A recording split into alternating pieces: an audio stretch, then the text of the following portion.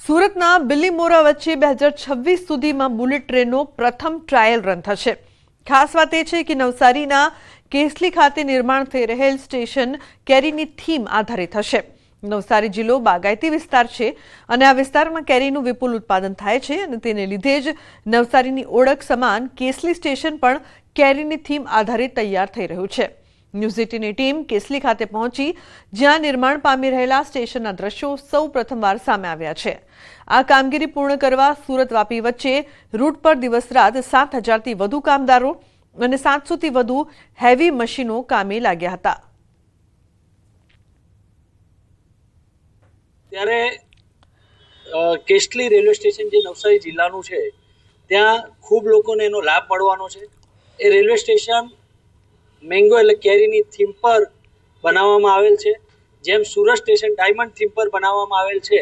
વડાપ્રધાન નરેન્દ્ર મોદીનો dream project એટલે કે બુલેટ ટ્રેન અને બુલેટ ટ્રેનની દેશની સૌપ્રથમ બુલેટ ટ્રેનની શરૂઆત ગુજરાતથી થઈ અને એ પણ સુરતથી કેસલી વચ્ચે પ્રથમ ફેઝનું કામ પૂર્ણ કરનાર છે। રેલ મિનિસ્ટર અશ્વિની વૈષ્ણવે જે તે સમયે જાહેરાત કરી હતી કે 2026 સુધીમાં આ કામ પૂર્ણ થઈ જશે અને પ્રથમ ફેઝનું જે ટ્રાયલ છે બુલેટ ટ્રેનનું એ પણ પૂર્ણ કરી દેવામાં આવશે અને જે કામ હતું બુલેટ ટ્રેન ગતિએ ચાલી રહ્યું હતું ને હાલ ન્યૂઝ 18 ગુજરાતીની ટીમ સૌ પ્રથમવાર પહેલા આજે બુલેટ ટ્રેન જે છે કેસલી ખાતે નવસારી જિલ્લાના કેસલી ખાતે આવેલું બુલેટ ટ્રેનનું જે સ્ટેશન છે ત્યાં પહોંચી છે અને જે તમામ દ્રશ્યો છે ત્યાંના છે કે જ્યાં ટ્રેક જે નાખવાની કામગીરી છે એ હાલ ચાલી રહી છે અને બીજી બાજુ જે સ્ટેશનની જે થીમ છે એ નવસારીના જે ખાસ કરીને દક્ષિણ ગુજરાતી પ્રખ્યાત જે કેસર કેરીઓ છે કેરીઓથી વખણાયેલો આ બાગાયતી વિસ્તાર છે, ખેતરા છે, ત્યાં જોઈ શકો છો આપ કે જે રીતના કલમો છે, આંબાની ઝાડો છે, એટલે કે આ સ્ટેશનની થીમ પણ કેરી આધારિત એટલે કે કેરીનું જે ફળ જે છે આંબાનું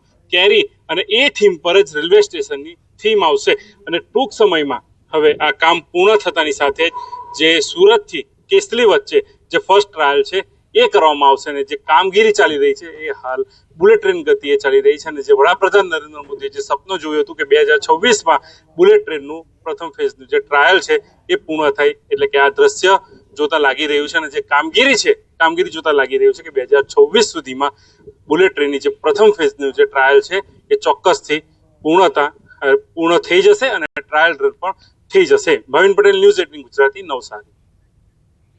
પાટણના સમી રાધનપુર હાઈવે પર અકસ્માત। એસટી બસ અને રિક્ષા વચ્ચે અકસ્માતમાં 6 લોકોના મોત નીપજ્યા।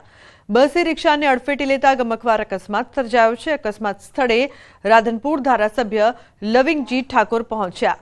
હિંમતનગરથી માતાના મઢ જતી બસે રિક્ષા ચાલકને અડફેટે લેતા રિક્ષાનું કચ્છરઘાણ।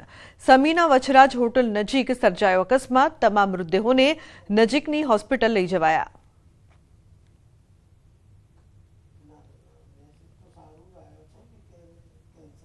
ના કહી શકાય ખૂબ જ કફોડી હાલતમાં એક્સિડન્ટ થયો છે।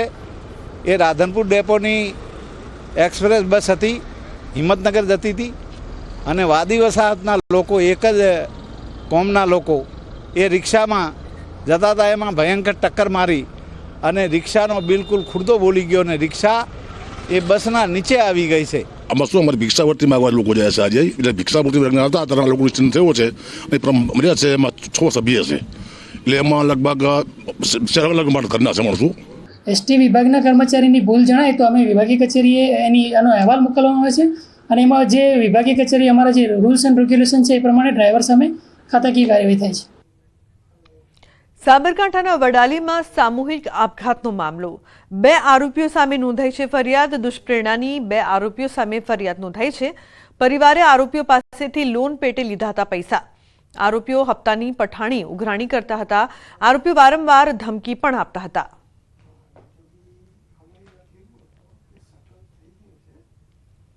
તો વલસાડ જિલ્લાના પારડી તાલુકાના પલસાણા ગામમાં આદિવાસી પરિવારની દીકરીના થયેલા મોતને લઈને અનેક સવાલો ઊભા થયા છે। મૃતદેહને અગ્નિ સંસ્કાર માટે સ્મશાન લઈ જતા ગામ લોકોએ મૃતદેહ પર ગંભીર ઇજાના નિશાન જોયા હતા। આથી યુવતીના મોતને લઈને અનેક સવાલો ઊભા થઈ રહ્યા છે। મામલો પોલીસ સુધી પહોંચતા હવે પોલીસ પણ આ મામલે ઊંડાણપૂર્વક તપાસ હાથ ધરી રહી છે। જો કે અત્યારે તો ભગત ભુવા કે મેલી વિદ્યાના ચક્કરમાં યુવતીને શરીરે ડામ આપવામાં આવ્યા હોય તેવી ચર્ચાએ જોર પકડ્યું છે।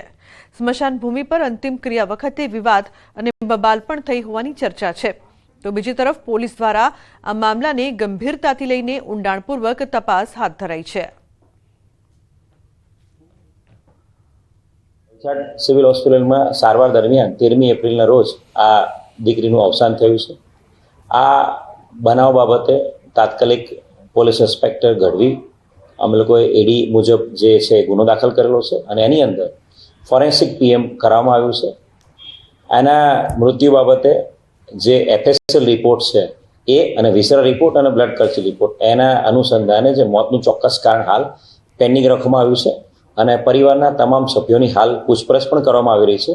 ભગત કોઈ ભગતે કેવું કે હવે આમાં સાચી રીતે ભગત કયો છે તે બી લાવવું જોઈએ. આમાં કયા ભગતે કહેલું છે હે એ તો આ તો એક્સપાયર થઈ તૈયાર છે અમને ખબર પડી. એટલે કે અંતિમ ક્રિયા વખતે હા અંતિમ ક્રિયા વખતે ખબર પડી. કેવો માહોલ હતો? મતલબ લોકોનું શું કહેવું? ગામમાં કેવી વાત ચાલે? ગામમાં એવી વાત ચાલે કે આમને કઈ સજા થવું જોઈએ, ખોટી પૂરીને ન્યાય મળવું જોઈએ. તો આ મામલે વિજ્ઞાન જાથાએ પણ પ્રતિક્રિયા આપી છે. અમે ત્યાંના પોલીસ ઇન્સ્પેક્ટર ગઢવી છે એમનો પણ સંપર્ક કરવાનો પ્રયાસ કર્યો છે અને ખાસ કરીને ગ્રામજનો પાસેથી માહિતી મળી છે કે આ બનાવ છે અંધશ્રદ્ધાયુક્ત છે, ડામ આપ્યા છે એવું 100% લોકો પોતાની પ્રતિક્રિયા આપે છે. આ પ્રકરણની અંદર અત્યારે FSLના રિપોર્ટની રાહ જોઈ રહ્યા છે અને સમગ્ર અહેવાલ છે લોકો સમક્ષ અમે જાથા મૂકશું અને અત્યારે તો પ્રાથમિક લેવલે તો શરીર ઉપર એના દીવા મૂક્યા હતા એવી પણ વાત આવી છે, ડામ આપ્યા હતા અને અંધશ્રદ્ધામાં માનતા હતા તેવી હકીકત બહાર આવી છે. તો આપણે સૌ ચિંતિત છીએ, હું ને તમે, આવા બનાવવાનું પુનરાવર્તન ન થાય તેના માટે કટિબદ્ધ છીએ.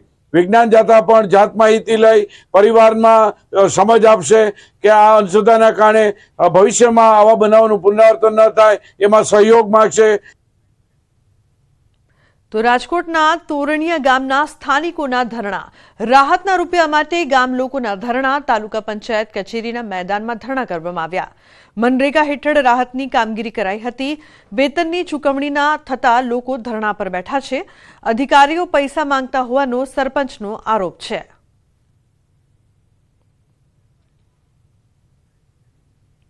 તો બીજી તરફ વાઘોડિયામાં તસ્કરોનો તરખાટ યથાવત છે. વાઘોડિયા GIDCમાં વધુ એક ચોરીની ઘટનાના CCTV ફૂટેજ વાયરલ થઈ રહ્યા છે. કંપની બહાર પાર્કિંગમાં પાર્ક કરેલી કામદારની બાઇક ચોરાઈ હતી. શિવ પેકેજિંગ કંપની બહાર પાર્ક કરેલી મોટરસાયકલની ઓઠાંતરી થઈ છે. બાઇક લઈને આવેલા 2 ઇસમો પૈકી એકે મોટરસાયકલ ચોરી કરી તો બીજી મોટરસાયકલથી ધક્કો મારી ફરાર. GIDCમાં ઠેર ઠેર લગાવેલ CCTV ફૂટેજમાં ચોરીની ઘટના કેદ થઈ છે. તસ્કરો પર લગામ કસવા વાઘોડિયા પોલીસના હવાતિયા.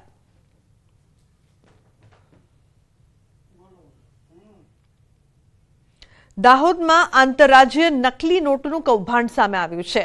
નકલી નોટના કૌભાંડમાં સંડોવાયેલા વધુ 2 લોકો પકડાયા છે. હજુ પણ 10 થી 12 લોકો રડારમાં છે. તાંત્રિક વિધિથી રૂપિયા ડબલ કરવાની લાલચ લાખો રૂપિયાની નકલી નોટો બજારમાં ફરતી કરાઈ હતી. તો રાજસ્થાન પોલીસના હાથેથી છટકેલા ડિમ્પલ પંચાલની મુખ્ય ભૂમિકામાં હોવાનું સામે આવ્યું. નકલી નોટો માટે ગેંગ બનાવી મધ્યપ્રદેશ અને મહારાષ્ટ્રથી કાગળ લાવ્યા. બેસ્ટ ક્વોલિટી માટે સતત નકલી નોટો છાપવાનું ચાલુ રાખ્યું હતું. દાહોદ જિલ્લા પોલીસ LCB અને SOGની સંયુક્ત કાર્યવાહીમાં જે નકલી નોટોનો કેસ કરવામાં આવેલો હતો, જેમાં જે આરોપીઓ પકડાયા હતા એ તમામ આરોપીઓ રિમાન્ડ ઉપર હતા. એની પૂછપરછ દરમિયાન ધ્યાન પર આવેલું કે હુસેન પીરા નામનો વ્યક્તિ જે તેલંગાનાથી અલગ અલગ 8 રાજ્યોમાં નકલી નોટોનું નેટવર્ક ચલાવી રહ્યો છે, એ હુસેન પીરાને ગુજરાતમાં લાવનાર અને ગુજરાતમાં તમામ સંપર્કો કરાવનાર વ્યક્તિ ડિમ્પલ પંચાલ, ડિમ્પલ ઉર્ફે કૃષ્ણકાંત પંચાલ નામનો વ્યક્તિ છે, જે પેથાપુરનો વતની છે. તેની ધરપકડ કરવામાં આવેલી છે. આ ઉપરાંત આ જ ગુનામાં સંડોવાયેલા અન્ય એક ઈસમ મુકેશ મુનિયા નાઓની પણ ધરપકડ કરવામાં આવેલી છે.